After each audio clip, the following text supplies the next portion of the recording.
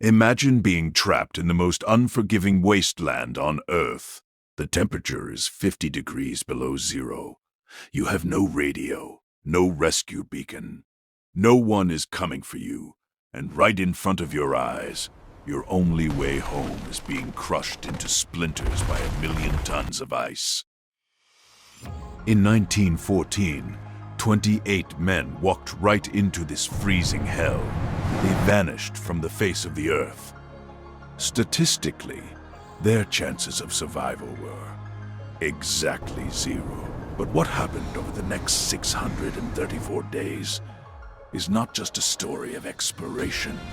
It is a story of starvation, mutiny, gangrene, madness, and the most awe-inspiring display of human willpower in history.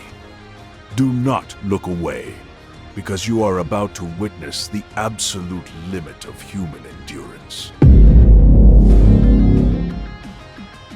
Ernest Shackleton was not built for ordinary life. He had already been to Antarctica twice before. Twice, he had turned back. In 1909, Shackleton stood 97 miles from the South Pole. 97 miles. After months of suffering, after everything his men had endured, he turned back. Not because he was weak, but because he looked at his men and did the math. If they pushed forward, they would reach the pole, and then they would die on the way back. He later wrote to his wife, "I thought you would rather have a live donkey than a dead lion." That one moment, choosing his men over his glory, told you everything about who Ernest Shackleton was. But now, in 1914, the South Pole had already been claimed by a Norwegian named Amundsen. Shackleton needed a new mission, and so he chose the most dangerous one left: walk across the entire continent of Antarctica, nearly 1,800 miles, on foot, through terrain no human had ever seen. To find his crew, he placed an advertisement in the newspaper. It read, "Men wanted for hazardous journey, small wages, bitter cold, long months of complete darkness, constant danger, safe return, doubtful." 5,000 men applied. Think about that. 5,000 men read those words and said yes. This was a different era, a different kind of human being. Shackleton handpicked 27 of them: scientists, sailors, a surgeon, photographer, a carpenter, and one young man named Percy Blackborough, who was not picked. Blackborough snuck aboard. He hid in a supply locker for days. When they were too far from land to turn back, he revealed himself. Shackleton stared at the boy. "Cold as Antarctica itself," he said. "If we run out of food, you will be the first one we eat." It was meant to be a warning. In a few months, those words would feel horrifyingly real. Their ship was called the Endurance, named after Shackleton's family motto: "By endurance, we conquer." On August 8th, 1914, the Endurance left England. 28 men, 50 sled dogs, one impossible dream. None of them knew they would not see England again for nearly 2 years. By December 1914, the Endurance entered the Weddell Sea. The Weddell Sea is unlike any body of water on Earth. Surrounded by Antarctica on 3 sides, the ice here cannot flow out. It stays. It builds, season after season, year after year. It compresses under its own weight into layers up to 18 feet thick, and it moves, slowly grinding everything in its path. Shackleton had been warned. The whalers of South Georgia told him the ice was worse than usual that year. "Don't go in. Not now." Shackleton went anyway. Why? Because he had spent 4 years preparing for this, because his funding depended on it, because he was 40 years old, and he knew this was his last chance. Sometimes, the most dangerous decisions are the ones we make when we feel we cannot afford to wait. At first, it seemed manageable. The ship pushed through the ice like it was paper. Then, on January 18, 1915, the ocean froze around them. Not gradually, not slowly. All at once, like a fist closing. The Endurance stopped moving. Completely. They were 130 kilometers from their destination. The crew went out with tools. They sawed, they picked, they pushed the ship by hand. They ran the engines at full power. For 2 full days they fought. In 2 days, they moved 300 meters. And then the ice stopped giving even that. They would be trapped here for winter. And in Antarctica, winter does not just mean cold. It means darkness. Total darkness. 24 hours a day for months. No rescue, no radio contact, no passing ships. This is where most expeditions die. Not in one dramatic moment, but slowly. First physically, then mentally. Shackleton understood that better than anyone. Shackleton had 27 men in a frozen wooden ship with nowhere to go. Nothing to do. Psychologists today know what happens to the human mind in prolonged darkness and confinement. First comes depression, then anxiety, then paranoia, then, in extreme cases, complete mental collapse. And Shackleton understood something that changed everything. The ice was not his real enemy. The human mind was. If his men broke mentally, it was over. Not because of the cold, not because of the ice, because broken men make fatal mistakes. Broken men stop helping each other. Broken men give up. So Shackleton went to war, not against the ice, against despair itself. First, he created routine. Every single day had structure. Wake up, duties, meals, games, lectures, sleep. Why routine? Because routine gives the mind something to hold on to. When everything outside is chaos, routine tells your brain, today is the same as yesterday. We are still in control. Then he abolished rank. Scientists scrubbed floors. Officers cooked meals. Shackleton himself did the same tasks as the lowest sailor. Why? Because resentment is poison in a closed space, in the dark, in the cold. It festers silently until it explodes. By making everyone equal in work, he made them equal in purpose. He monitored morale like a doctor monitors vital signs. Every mealtime he studied faces. Who was quiet? Who had stopped laughing? Who was pulling away? When he noticed a man going dark inside, he moved that man's tent assignment, placed him next to the most optimistic person in the crew. Quietly, without drama, without making that man feel weak. Because a man who feels singled out for weakness becomes weaker.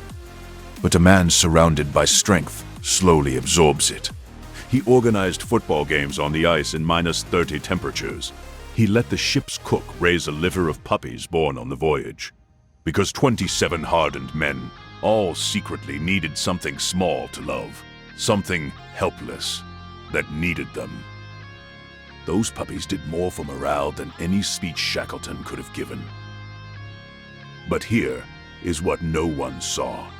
Behind that door, the man who smiled all day sat alone at night. He wrote in his diary, "The thoughts that came to me in the darkness were not cheerful." He was terrified. 27 lives. His responsibility, and no plan yet for how to save them. But every morning he walked out of that door and smiled, because they needed to see him smile. That is what leadership truly costs. Not the decisions you make in public, but the fear you carry alone in the dark. For 9 months, the Endurance drifted. And then, in October 1915, the ice ran out of patience. The sound was like cannon fire, a crew member later said. It sounded like a living thing being murdered. Water poured in. The crew worked the pumps for 3 days straight, in brutal cold, without stopping. 3 days, and the water kept winning. October 27th, 1915. Shackleton gave the order every sailor dreads. But notice how he gave it. Not in panic, not screaming, not showing a single flicker of the terror inside him. He gathered his men and said 6 words. "Ship and stores are gone, so now we'll go home." They were in the middle of Antarctica. No ship, no radio, no rescue coming, and their leader just told them they were going home. Why that calm? Why those exact words? Because the moment a leader shows panic is the moment his people lose hope. And hope was the only currency that still had value. 3 weeks later, on November 21st, the Endurance slipped beneath the ice forever. One crew member wrote, "It felt like watching a friend drown and being unable to move." Shackleton stood and watched until she was gone, and then he turned around and started planning. Because that is what leaders do. They grieve later. They plan now. They were now living on a drifting sheet of sea ice. Think about what that means. Beneath their feet, 5 feet of frozen water. Beneath that, 2,000 meters of black ocean. And the ice could crack open at any moment. Shackleton's plan was to march to Paulet Island, 550 kilometers away, where he himself had stored emergency supplies years earlier. They loaded the boats onto sledges. Each boat weighed nearly 1 ton. After 3 hours of back-breaking effort, Shackleton stopped and looked back. 1 mile. 1 mile in 3 hours. He made the call immediately. Stop the march. This looks like defeat. It was not. The ice was already drifting northward on its own. Why exhaust dying men fighting nature when nature was already carrying them in the right direction? They would camp, conserve energy, wait for their moment. And here began the most psychologically brutal chapter of the expedition. The monotony, the smell of seal blubber, wet clothes that never fully dried, the ache of cold that never left. No one knew if they would last another week. Then came the darkest day of the expedition, the dogs. Over 14 months, these animals had become something more than working dogs. They had been companions, warmth on freezing nights, a reason to smile. But now, there was not enough food. Shackleton gave the order. The dogs had to die. For some men, this hit harder than losing the ship. The ship had been a great dramatic loss. The dogs were intimate. And then the starvation became so severe that the men were forced to eat the very dogs they had just wept over.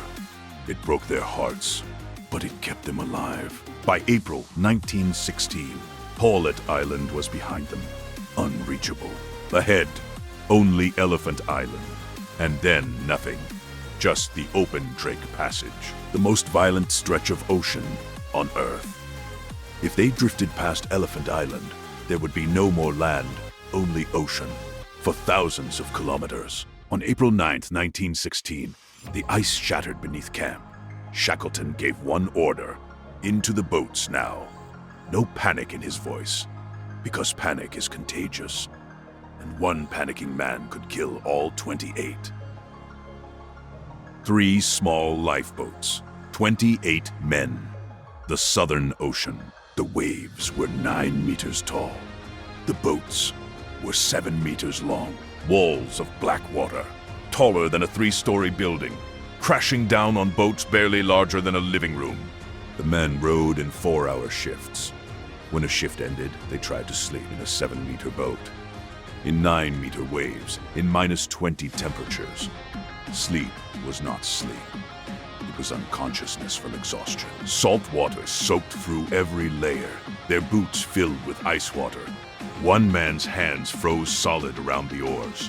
When his watch ended, his hands had to be physically broken free, like peeling frozen skin from metal. Frostbite crept into fingers, toes, faces. Dysentery spread through the boats. Their tongues swelled from thirst until they could not swallow. They were given raw seal meat, just so the blood would make swallowing possible. And through all of it, Shackleton did not sleep. For 100 hours straight, he moved between the boats, watching every man. When he noticed two men showing signs of hypothermia, he didn't announce it, didn't make them feel like they were dying. He ordered hot drinks for everyone, all 6 men.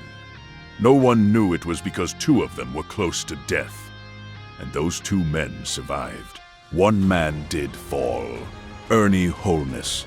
He fell into the Antarctic Ocean at night, inside his sleeping bag. Shackleton reached into the black water and pulled him out by the collar. No fire, no dry clothes, no medical equipment. But Shackleton had knowledge. Walk all night. Keep moving. Don't stop. Your body heat will dry your clothes. All night, Holness walked. By morning, his clothes were dry. He was alive. Because Shackleton knew what to do. And because Holness trusted him enough to do it. After 7 days at sea, they saw land. Elephant Island. It had been 497 days since they had touched solid ground. Men picked up stones and let them fall through their fingers, just to feel something real. 1 man sat down in the rocks and didn't move for 20 minutes, eyes closed, just feeling the earth beneath him. Shackleton let them have that moment, and then he started calculating. Because Elephant Island was not the end. No ships passed Elephant Island. They had food for maybe 3 months. The Antarctic winter was returning. Shackleton looked at the map. 3 options. Cape Horn, 800 kilometers.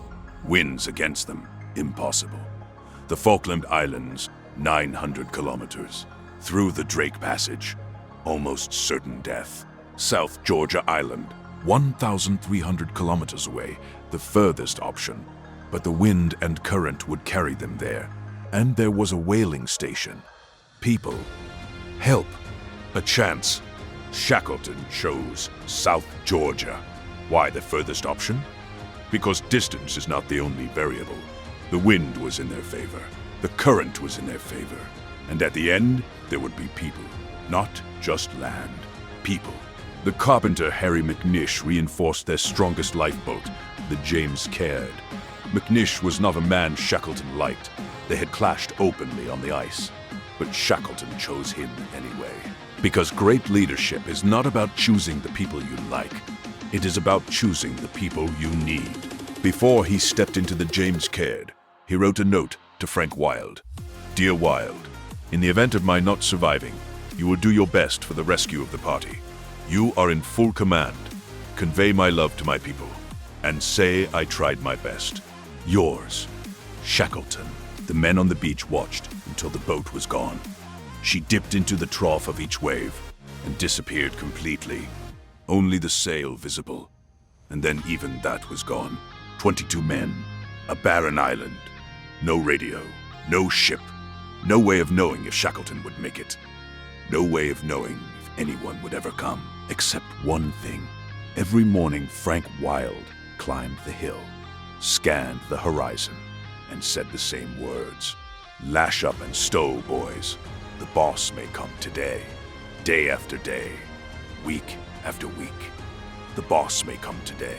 800 miles of the world's most dangerous ocean. 6 men. A 23-foot open boat. The Drake Passage does not forgive. Waves reached 15 meters. Winds exceeded 150 kilometers per hour. The men pumped water. They bailed. They chipped ice from the hull. They repaired torn sails with hands that could barely feel the rope. The sleeping bags were permanently soaked. There was no warmth, no dryness, anywhere. Navigation was nearly impossible. In 16 days at sea, Worsley got 4 clear sightings of the sun. 4. The rest of the journey he navigated by dead reckoning, experience, instinct, calculation. Every degree of error meant 60 miles off course. They had only 10 miles of margin in 800 miles of ocean. On May 7th, a piece of kelp floated past the boat. Kelp grows near land. The men looked at each other with what Worsley later called cheerful, foolish grins. May 10th, 1916. South Georgia appeared. They had done the impossible, but fate had one final move. The whaling station was on the other side of the island. The James Caird was too damaged to sail further. Between them and rescue was a mountain range no human had ever crossed. The whalers, who had spent decades on South Georgia, considered the interior impassable. Shackleton looked at it and started walking. Their equipment, a length of rope, a carpenter's adze, screws twisted into boot soles for grip, 3 days of food, no sleeping bags, no tent, because if they stopped, they would freeze. They marched for 36 hours straight. Again and again, they climbed to a ridge, only to find a sheer drop on the other side. They turned back, tried another route. Dead end. Turned back. At one point, they stood at the top of a steep slope. Night was falling. Fog was rising. They could not see the bottom. They could not go back. They could not stay. Shackleton looked at the other two. We slide. They coiled the rope into a makeshift sled, sat on it, 3 men, arms around each other, and pushed off into the darkness. They dropped 500 meters in 3 minutes, not knowing what was at the bottom. Rocks, ice, a cliff. They hit a snowbank. Safe. Worsley later wrote, I felt a glow and knew that I was grinning. They stood up, shook hands, and kept walking. At dawn they heard it, faint, distant, a steam whistle. The whaling station, calling its men to work. The 3 men stopped, and for a long moment none of them could speak. They had heard sound created by other human beings after 17 months. May 20th, 1916. 3 filthy, hollow-eyed, bearded men walked into Stromness whaling station. The station manager, a man Shackleton had known for years, did not recognize him. Shackleton stepped forward. My name is Shackleton. The old manager turned away and wept. While Shackleton crossed ocean and mountain, 128 days had passed on Elephant Island, 22 men, under overturned boats, in a space smaller than a garage. Perce Blackborough, the stowaway boy who had hidden aboard for adventure. His foot had been soaked in freezing water during the boat journey. Now his toes had turned black. Severe gangrene. If they didn't act, it would spread, and he would die. Inside that filthy, dark, freezing shelter, the surgeons amputated his toes by candlelight, while the Antarctic wind screamed outside. Blackborough survived. That, by then, was the pattern of this expedition. Things that should kill a man didn't. Every morning, Frank Wilde climbed the hill. Every morning, the horizon was empty. Every morning, he walked back down and said the same words. Lash up and stow, boys. The boss may come today. Day 50. The boss may come today. Day 100. The boss may come today. Day 128. Shackleton did not rest. He tried to reach Elephant Island immediately. The ice stopped him. He tried again. Stopped. A 3rd time. Stopped. 3 times. 3 failures. Each time he turned back, found another ship, and tried again. Because 22 men were counting on him. He would not stop. On August 30th, 1916, Shackleton raised his binoculars. His hands were shaking. He started counting. 1, 3, 7, 12, 17, 20, 22. They're all there, Skipper. They're all safe. Ernest Shackleton, for the first time in 2 years, wept. All 22. Alive. Every single one. Ernest Shackleton left England with 27 men. He returned with all 27, 634 days after they departed. Not one life lost. His original mission failed. He never crossed Antarctica, but what he accomplished may have been far greater. He proved that in disaster, people do not survive on food and shelter alone. They survive on meaning, on order, on trust, on the belief that someone still knows what to do next. When the ship was trapped, he created routine. When the ship sank, he changed the mission without hesitation. When men were starving, he managed their minds before their bodies. Not speeches, not titles, not slogans, just a man who carried fear quietly so others didn't drown in it. We will all face our own ice, a plan that fails, a dream that sinks, a future we were certain of suddenly gone. When that happens, the question is the same one Shackleton faced in the white silence of 1915. What now? His answer was not complicated. You keep moving. You keep people together. You protect hope. And you go home. In 2022, 107 years after she sank, the wreck of the Endurance was found, 10,000 feet below the Weddell Sea. Her name still clearly visible on the stern, perfectly preserved, as if the ice itself had chosen to remember. Frank Wild kept 22 men alive for 128 days. He was nearly forgotten by history. His ashes were finally laid beside Shackleton's grave in 2011, 95 years after he said those words every morning. Lash up and stow, boys. The boss may come today. He did.